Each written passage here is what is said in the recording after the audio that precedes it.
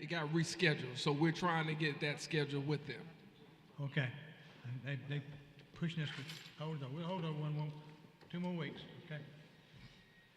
All right.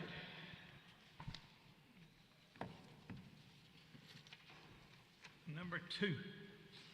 Yes, sir. This item was recommended by the Planning Commission for rezoning for future commercial use, and the vote was unanimous. Okay. That's hang on, let me catch up with you there. Tommy, did Any they mention questions, Tommy, on that? Yes, that's not custom. Yes, Taylor Road property, just rezoning it.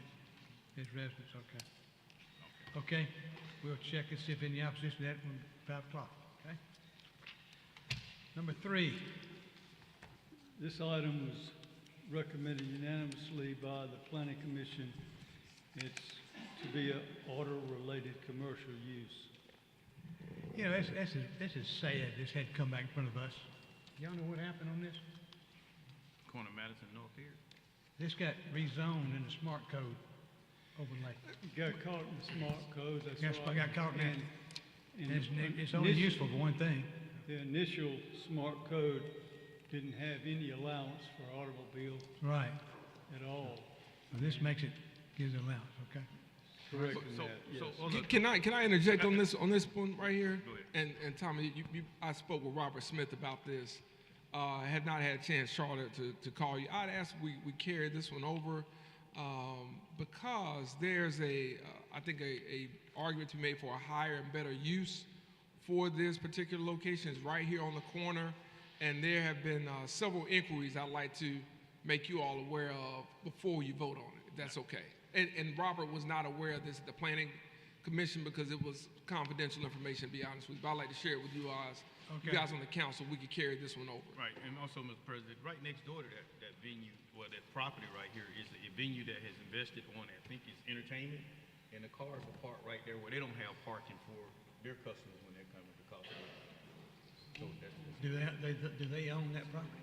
I just talked. Yeah, the owner's asking for a change. okay, We'll do it. Okay, number 4, Tommy? Yes, the Planning Commission unanimously recommended the rezoning and adopting the master plan for this property to allow single-family residential. And this one, this,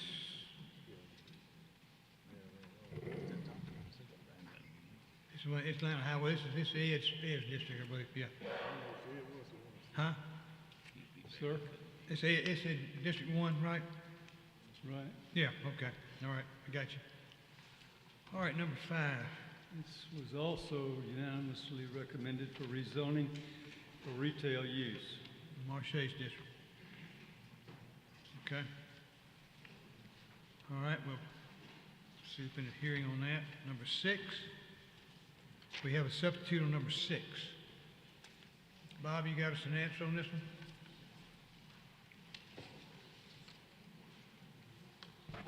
He came in and paid everything up. Okay, so he's in bed. all right. We have, in council, you have on your agenda, you have a substitute resolution for this, okay? All right. I need you to take care when we get to it, okay? See if you'll substitute for me, CC. Yes, sir. All right, number 7. This one's in District 4. And I don't think, Mr. President, I don't think Ms. Graham, Councilor Graham is going to be here.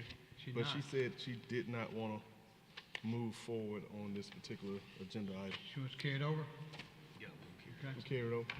Mr. President, she also said she was going to have some people here that she wanted to be heard in opposition to it, is what she Okay. conveyed to me. We'll have a public hearing on it. We've already had the public We hearing. already had public hearing. Yeah. Okay, see if they sign up. Okay, number 8.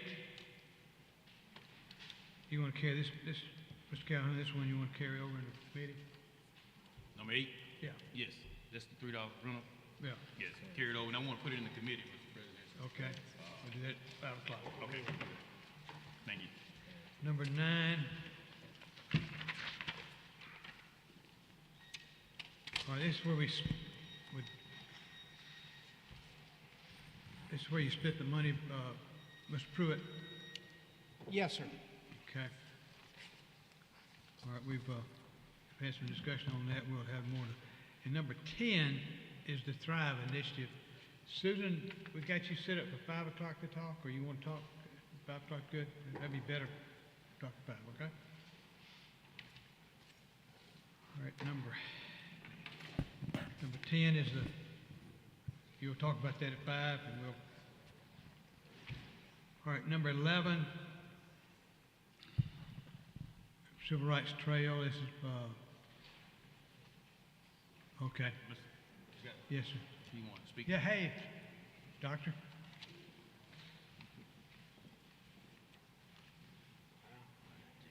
Good evening. Yes, sir. Any questions? I don't think so. I think it's pretty self-explanatory. This is just a trail. Yes, sir. Dr. Bailey, anybody got any questions about what Mr. Bailey's trying to do? Dr. Bailey's trying to do? No, I think it's a great idea. I think we all Good. on board. So I don't think you had a problem with that, Mr. Bailey. Thank you. Okay, yes, sir. All right, number 12.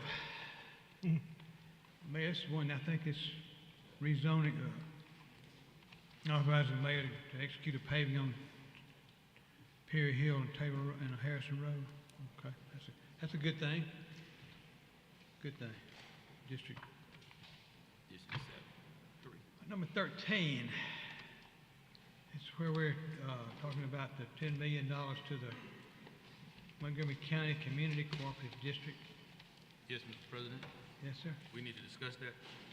Do we? I think it's going to need some discussion, yeah. Yeah, it definitely does. Yeah. Ed, you got something to talk about? Well, I'll start on District 1, then we'll go down the line.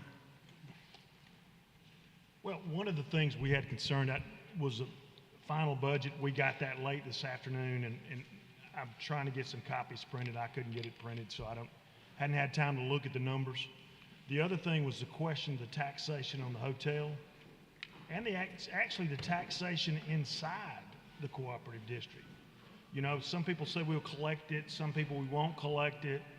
So that's a concern. We don't want to burden any of the other people.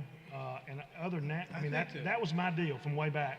For me to vote on this. Somebody from Anna, you can answer a couple of questions, maybe. Can you answer a question for us? Yeah, come on, Anna. I know your husband is on the board of the authority. I cannot speak for And him. he's a hotel. He has a little thing to do with hotel. Yes, sir. It's our information that if the Indians built a hotel on the property, they would be exempt from any taxation. I'm not technically able to answer that question. What I do know, because I'm not a part of the cooperative district, although the chamber is very much supportive of the project and the development of Maxwell Boulevard.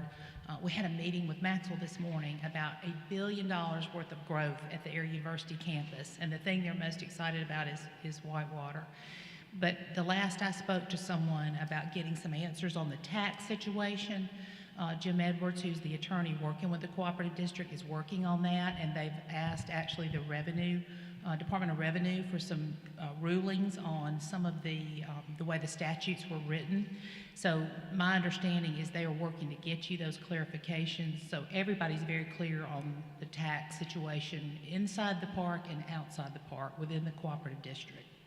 I spoke to Jim today. He called me and said that they do not have that ruling back yet. So They do not have it. Do not have it back. we do not. They do not.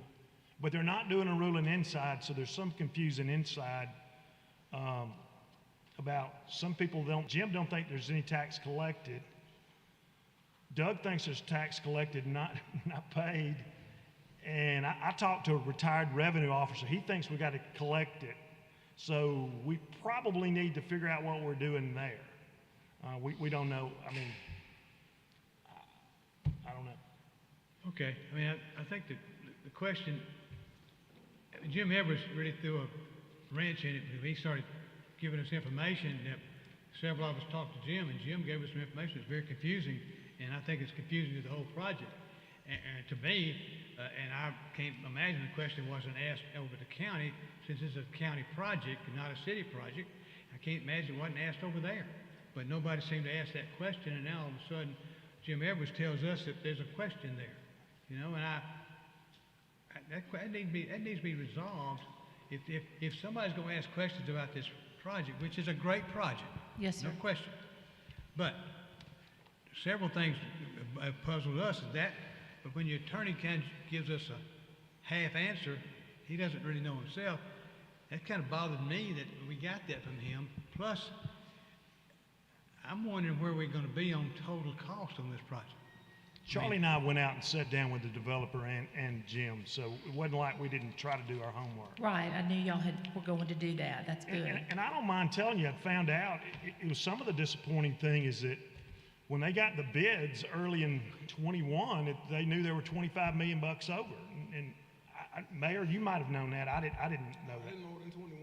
No, I didn't know that. So that's a little bit, but we've built on and at cost plus, and the people building are good folk. I'm not throwing anybody bus, but we probably should have been talking about this last year. And we don't know where it would be. So that's kind of where the more you look at it, Anna, the more questions I had. And I certainly... Let me jump in and say this, though. Yes, sir. I understand all the questions. I think they're well-founded.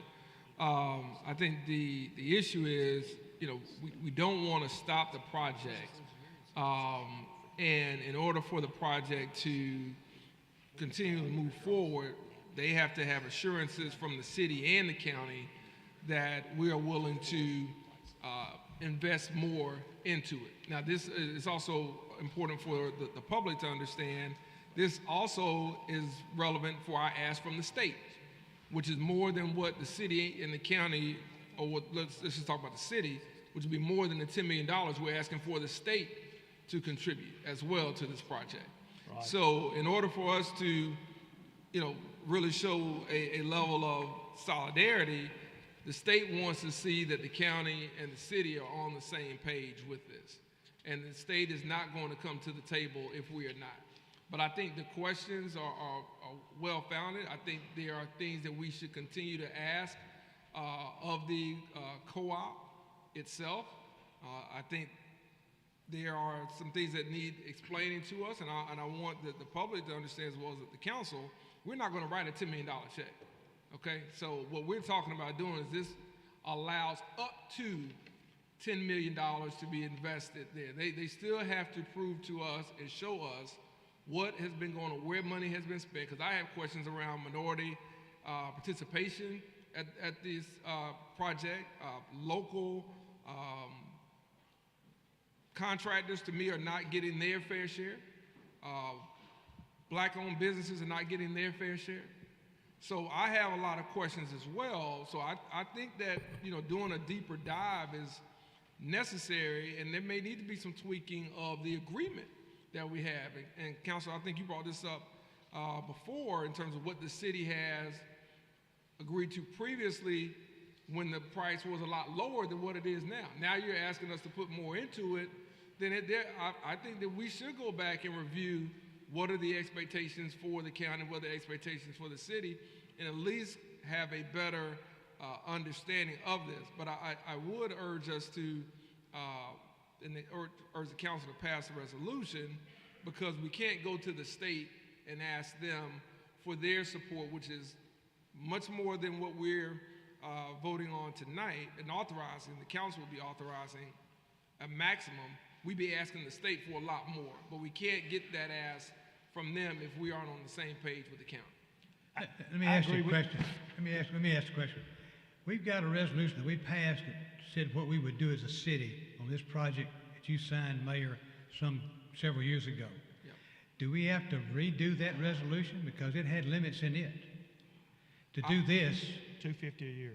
We've got a resolution. We'd have to modify that resolution, I believe. I would agree with you. I would think we would have to do it if after we've had conversations with the co-op and our attorneys and the council, you know, decides as well that maybe some things ought to be changed in terms of what the expectations are for the city.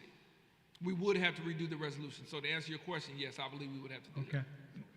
I would just propose, Mr. President, that to the mayor's point, that the clarification on these technical issues is important, and I think the cooperative district wants to do a deep dive with all of you. But if we could separate out this, as the mayor said, this good faith partnership, the city and the county, there's been so much good news the last 2 days about the billions of dollars of investment in our community this year. Every single one of those projects, those companies wanted to come and see that Whitewater project. So it's already getting national and global attention, and we appreciate your support of it very much. Okay. Thank you. Anybody else got any questions about this? I think they've been answered, Mr. President. Okay, all right.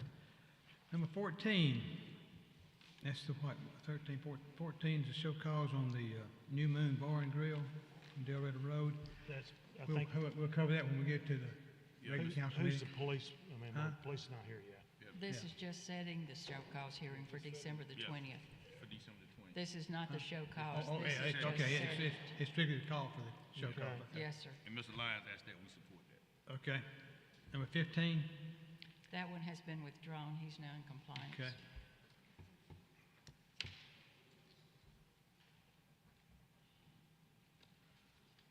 And number 16, this one is, Bob, is this,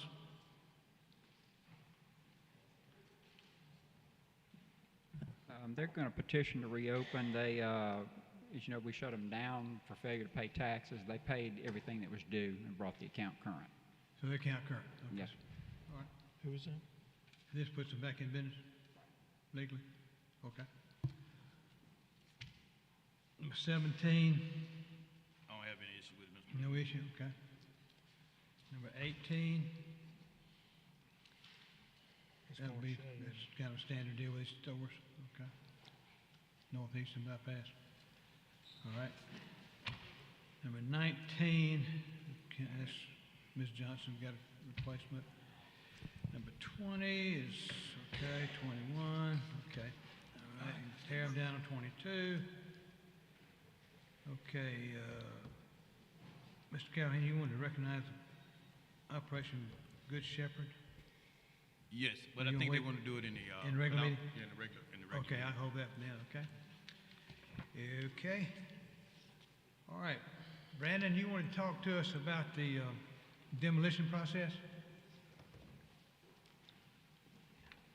Tear it on down, bring it on down. Yeah, good afternoon. I know a lot of people are familiar, I'm the Chief Property Maintenance Inspector for the City of Montgomery's Inspections Department. And a lot of people are aware that we have a process in which we demolish unsafe structures. But I don't think a lot of people have a lot of insight into that process. And so Mr. Tate and I thought it might be a good opportunity with a lot of talk about blight reduction going around the city, that today might be a good opportunity to just kind of bring forward a little bit of information and kind of share a few details on exactly what our process entails. The process we follow is actually a state law. It is State of Alabama Law 1153B. There's 16 parts to that law. I'm not going to talk on all of those, but I am going to try to touch on the high points and just kind of identify a few of the key issues that make sure that we're safe in what we're doing. All right. Like I said, it's a state law. It's different from everybody is aware we do nuisance abatements as well on a regular basis. But, thank you, sir. But this state law is different in that it is, in fact, state legislation. It was enacted in the early 2000s.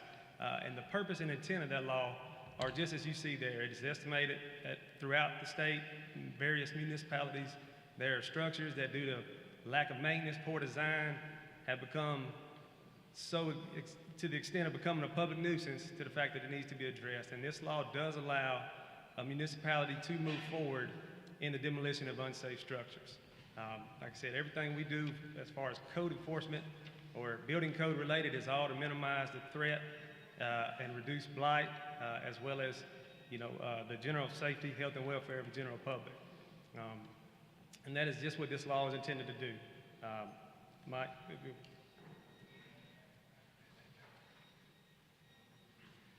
so our process involves a couple different stages initially. One is obviously the identification of an unsafe structure. The second part of that would be the ownership notification. And like I said, I know I'm trying to be kind of short and sweet, but I did want to touch on a few things because there are some misconceptions out there.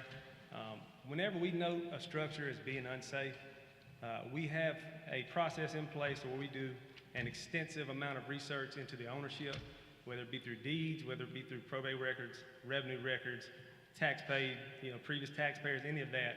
And we do identify each and every possible party of interest. Anybody that may have any sort of interest in that property, we do send a certified notice to each and every one of those possible parties of interest. In that notice, it sets out the details of the state law, but also notifies the individual of our findings. The unsafe conditions that we have cited are in fact listed on that notice. And as I said, it identifies those issues, but it also sets out the timeline for them to act. It allows for a minimum of 45 days. That party of interest can repair, demolish, or if they can do neither of those in 45 days, they can simply come to us with a plan of action for review and possible approval. That 45 days is a minimum time frame. I can tell you honestly, we very rarely have ever moved inside of 60 days. And it's all just to be overly cautious and ensure that we've given each possible party of interest a chance to come forward and explain what their plan or their intentions are. Beyond sending those notices, we also would take a copy of that notice and placard it on the structure. So I know a lot of times individuals come forward and say they were never notified. Like I said, we have sent certified notice as well as placed a copy on the property itself, intending on, notifying each and every possible party and trying to make sure that anybody that would like to preserve this property is aware of our findings and is aware of the actions they need to take to ensure that it doesn't be demolished. Like I said, the notice gives a minimum of 45 days. It also gives them their appeals process. In that, they have 30 days to simply notify the city clerk that they wish to appeal our findings. They would appeal it into the governing body, which obviously would be our city council. And I just wanted to highlight that a lot of these appeals, what they're in fact appealing is our findings that the structure is unsafe. So what they're in fact appealing is that what we've listed on our notice is incorrect. That appeal, when it comes to y'all, before the city council, if it is not denied, if it is carried over, if it is anything outside of being denied, it stalls any action our department is allowed to take on that structure until a decision is made here at the city council. That individual, if an appeal is denied, they are still allowed to appeal to the circuit court within 10 days of that appeal being denied. And as I said earlier, I assure you that anybody that has ever received any notice of us from us and has made contact, we are more than happy and willing to work with each and every property owner throughout the city of Montgomery. Once our 45-day time frame has elapsed, if we have not been presented with a plan of action, have not been contacted by any possible party of interest, we then do have the ability to present to y'all, which you see on a routine basis on the agenda, structures that we have deemed to be unsafe. We feel as everybody has been notified, and due to lack of action, we now are taking it upon ourselves to force the demolition of that structure. Once approval is given, we begin our bid process. We have several contractors that we use. Once the demolition has taken place, within that state law, we also are required to come back in front of the council to present and assess a cost against that parcel.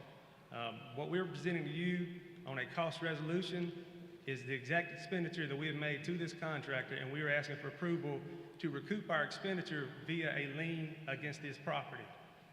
All parties of interest, again, are notified that the demolition has taken place and of the ensuing lien that'll be filed against that parcel.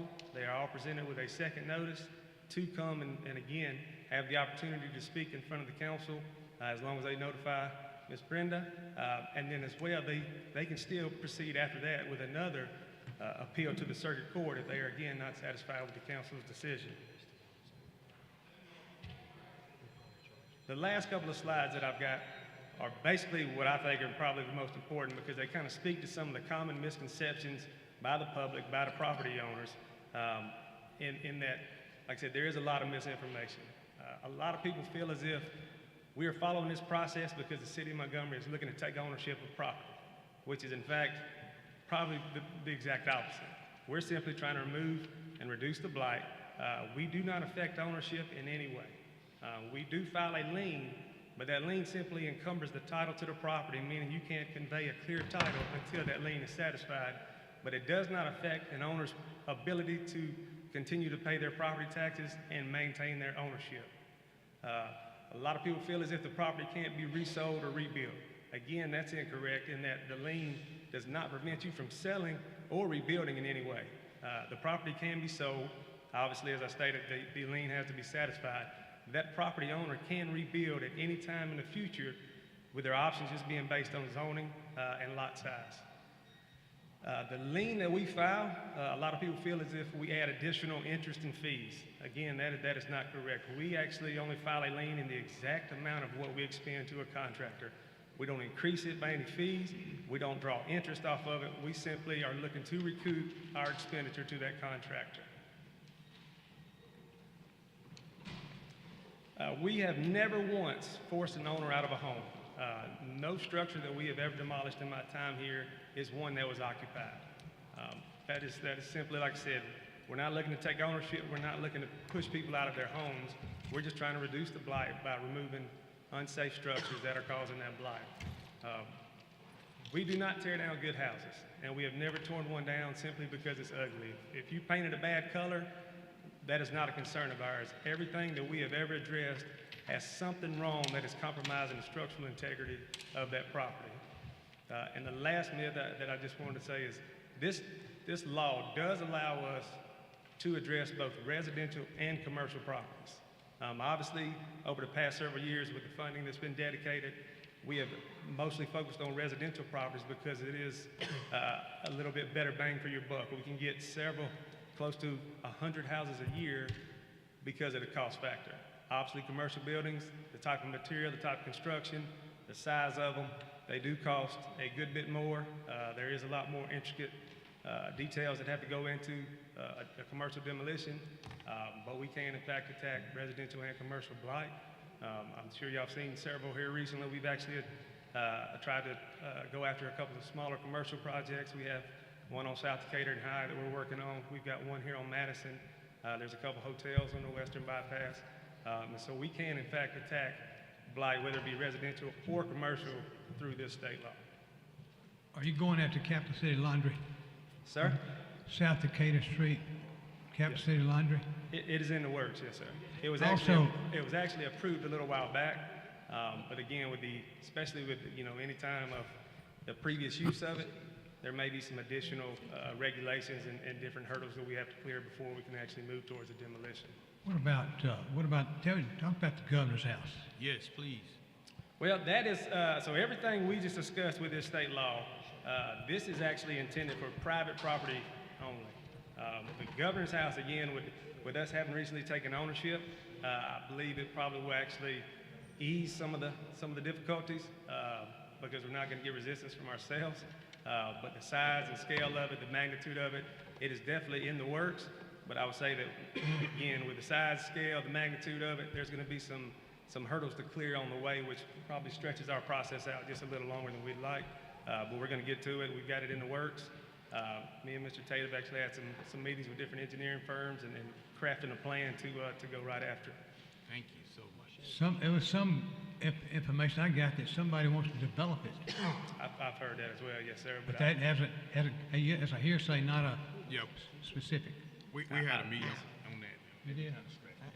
Scratch that idea, okay. That's the wrong location for what they're trying to do. Yeah, okay, good deal. All right, thank you so much. Mr. President, I have one question. Yeah, okay.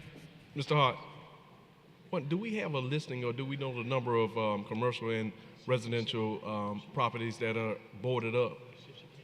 I can get you one. I don't have that number right offhand, but I can definitely try to get you a number. Can I also have a map of those? Thank you, sir. Yes, sir. You have any idea? You have any wild guess?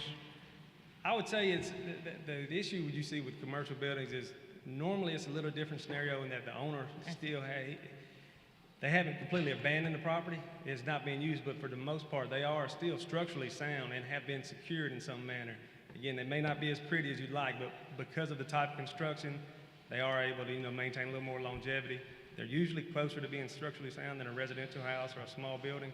But like I said, the owner usually has a little more vested interest in it, and once we've made contact, they're able to keep it secured, or at least attempt to keep it secured. But I'll definitely get you some numbers on it. Okay, thank you. Mr. President, I got one question. Brandon, I see that Northgate has finally made its way on the agenda. Yes, ma'am. So we are good to go on that, and it is. If y'all approve tonight, it'll definitely be in the works. Yes, ma'am. Yeah, it's exciting.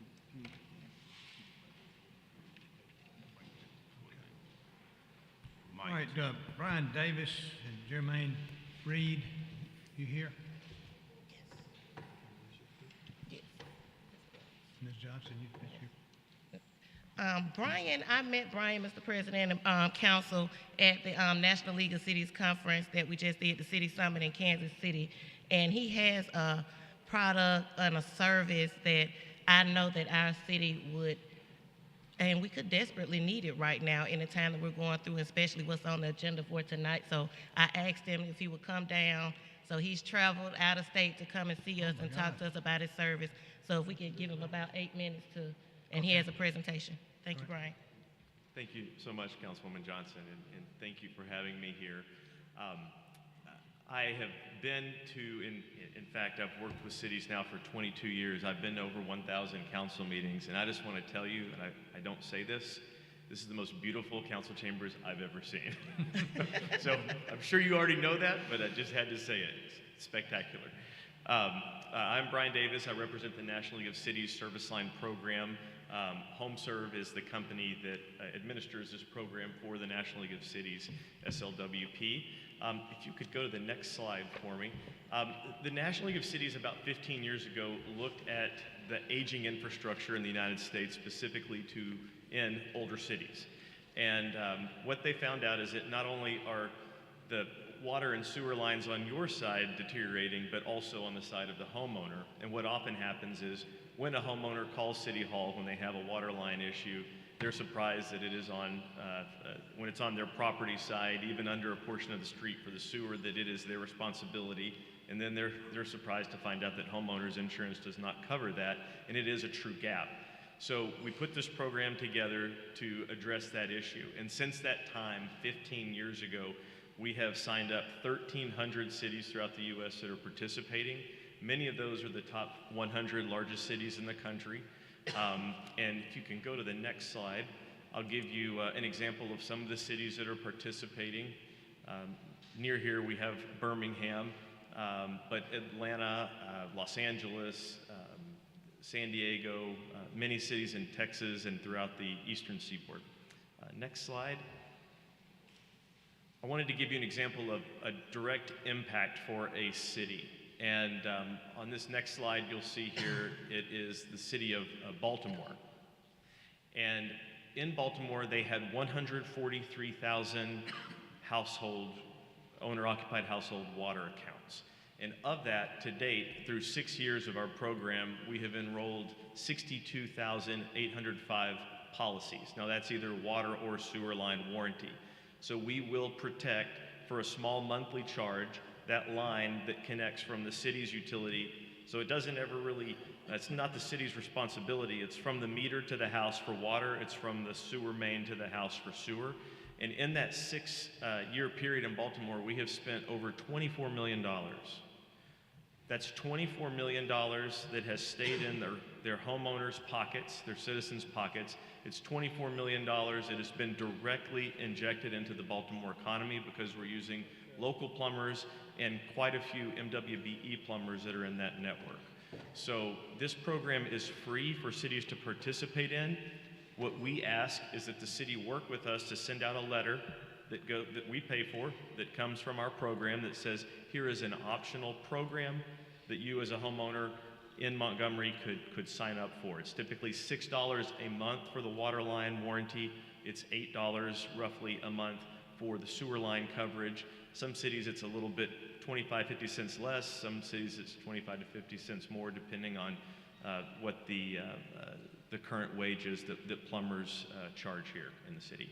And if you go to the next slide here, just a few more quick points.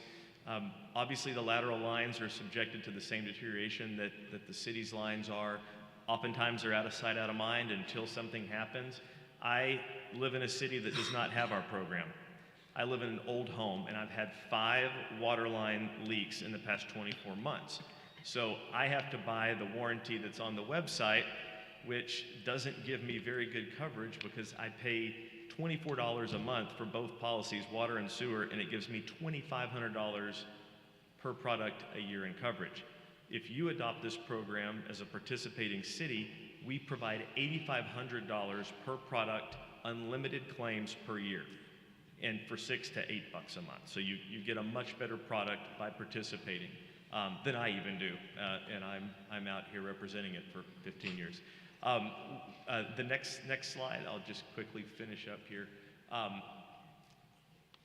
Let's do one more slide. I apologize. I'm trying to speed through here. So just to give you a brief overview, we would provide a toll-free number, so if any calls came into your water department or into City Hall, you could say, we're going to forward you to the NLC Service Line Program, and we answer, this is the Montgomery Service Line Program, how can we help you? If you would like us to do that.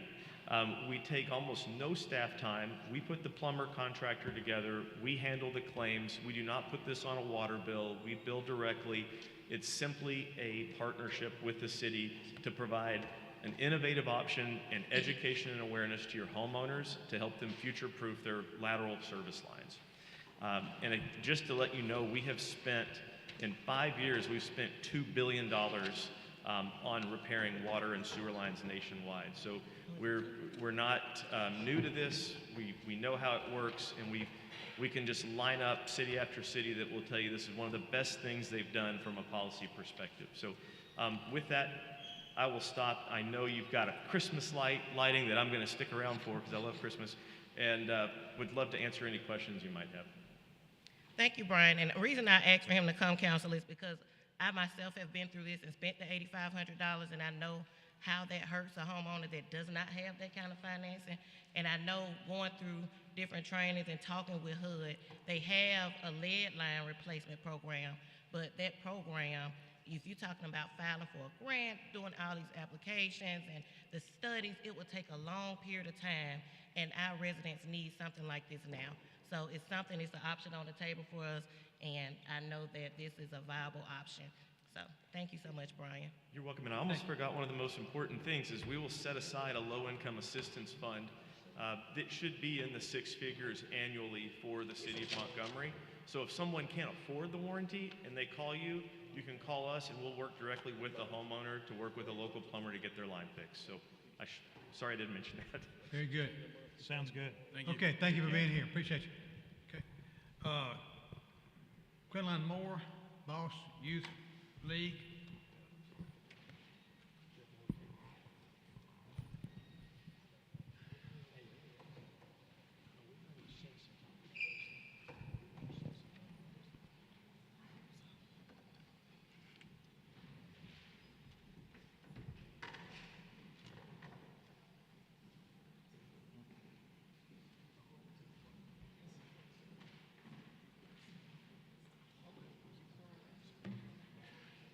Good evening. I understand you all are pressed for time, and I'll try to be as brief as possible. Thank you. First, I want to thank the mayor, the city council president, and the city council for hearing us today. My name is Derek Moore. I'm co-founder of Best of Student Shooters Boss Youth League, a 501c3 nonprofit. I'm also here with my wife. She's the CEO and co-founder as well.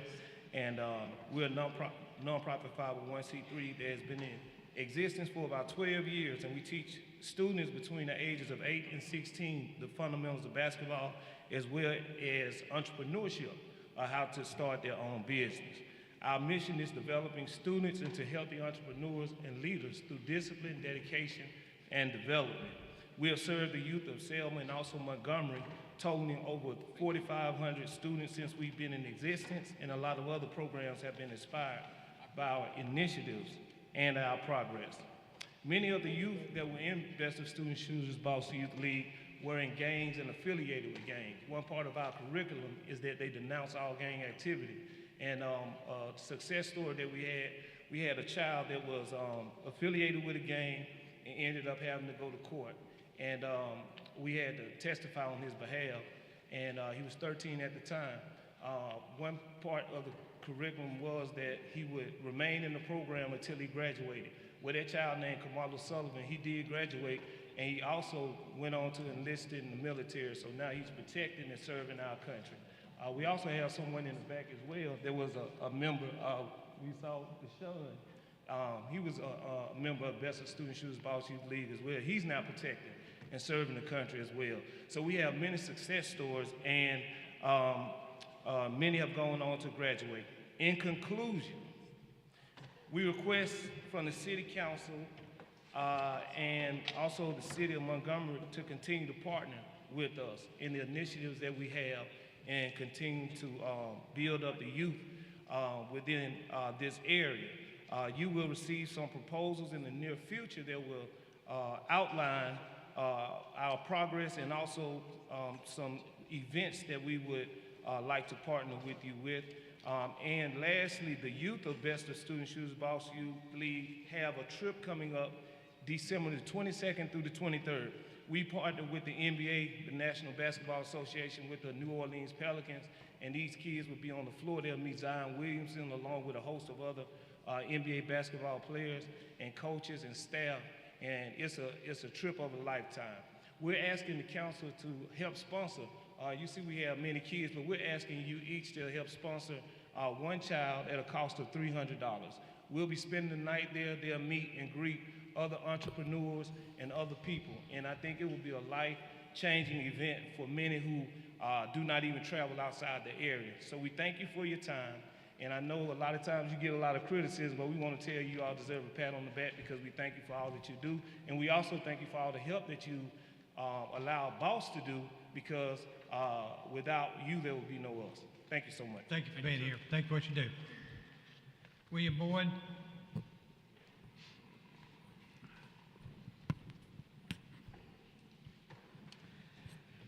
Good afternoon. Hello. I guess about 2 months ago I came down and I asked to help fund the parade, and a lot of you guys made a commitment, and it's 2 months later, and I have not yet received those funds, and we have outstanding debt. And I sent most of you guys an email with an invoice of about $26,000. Some of you was doing good for the past 4 or 5 years, but you rolled back on me this time with the funding, which kind of caused some hardship, financial hardship. And I don't understand why 18 years in the making, and most of the costs go to the city of Montgomery. We had to pay for police officers. We had to pay for barricades. And I would ask, why the council never considered to have this parade as one of the line items so we won't have to go through this every year. So I came by today. I know I spoke to some of you guys, and you said that the commitment was still there. And I have up to the 15th of December in order to finalize the deal. And I know people come down and they ask for money all the time. I watch y'all live, and y'all give with a cheerful heart. But for a person who have tried to set some standards in this city, I think that y'all deal me a bad hand for whatever the reason may be. Making me pay for security when the parade first got started, there was no cost.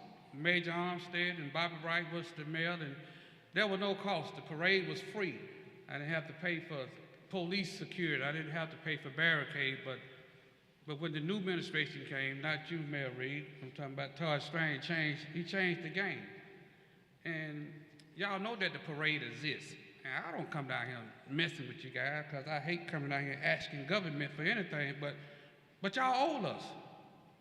So I came by today asking y'all, if you're gonna give, will you give? And don't tell me that you're gonna give and you don't give, because when you say you're gonna give, then I go out and I enter into a financial obligation with other peoples and stuff, you know, that when I can't get the funding, it just make me look like that I'm doing bad business. And I know some of you guys said that you was going to give. So, Mr. Jim Wright, I think last year you gave $25 out of $26,000. I wish you can give the same 25. I don't think I gave $25. Well, it was 100. That's right, 125. Okay. But if you can give that again, you know, every little bit. Send us all a reminder, okay? All right then, thanks. Very good. All right. Fred Williams, American Legion.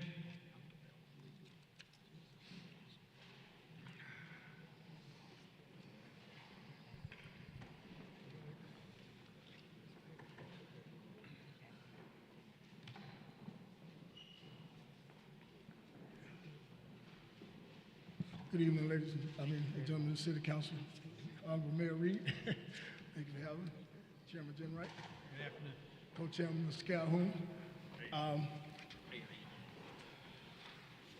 What she's placed in your hand is, we're here to ask for funding, assistance for the establishment of the Alabama Veterans Resource Center. We've worked with various members of our legislature throughout the state. We've worked with various agencies. Most of these are representatives of agencies that work with veterans right here in Montgomery.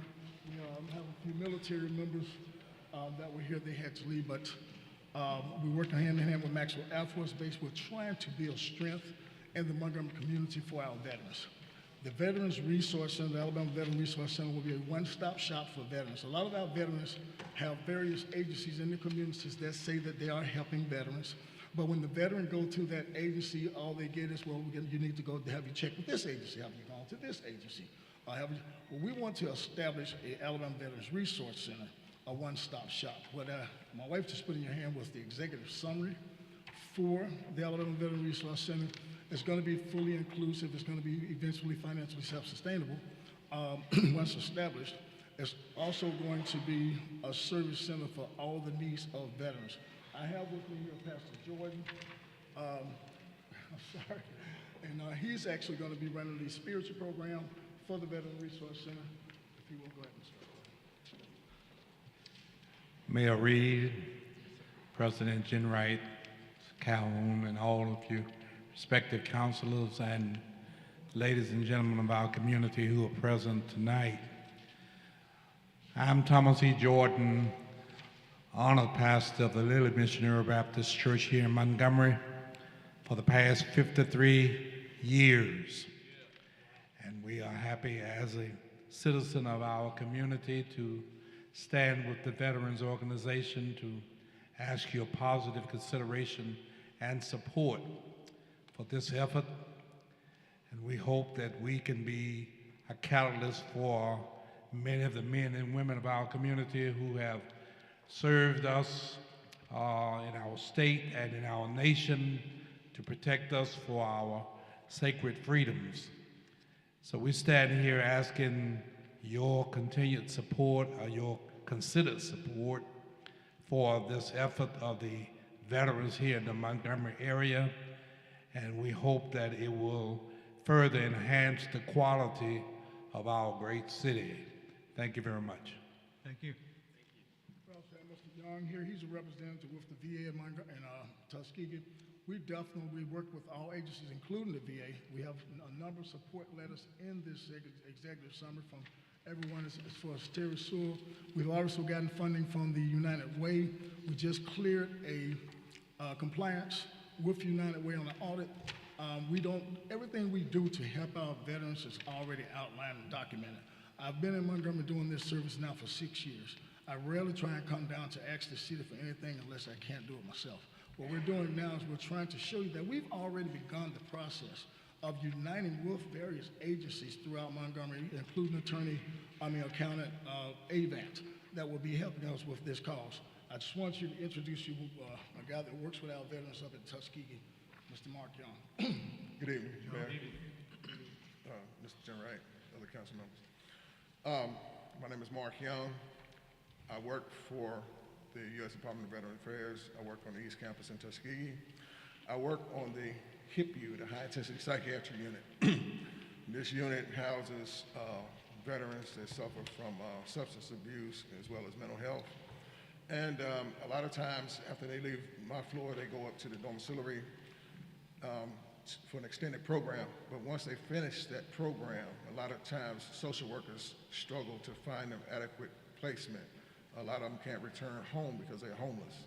So this program right here would help solidify getting them placement, as well as including in this program a trade that would help them, you know, and also becoming from being homeless to homeowners in an extended period of time.